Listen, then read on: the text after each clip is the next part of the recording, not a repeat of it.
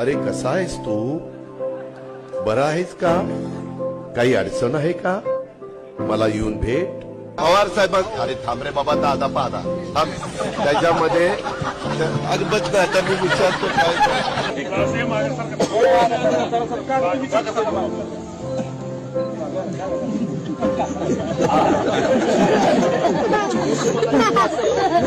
अभी शाम तक रुको, अभी कल शपथ ली है ना। उनका समझ में आएगा, मैं तो लेने वाला हूँ.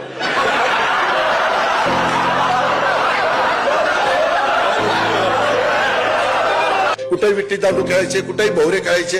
आताच्या पोरांना गोट्या माहित नाही.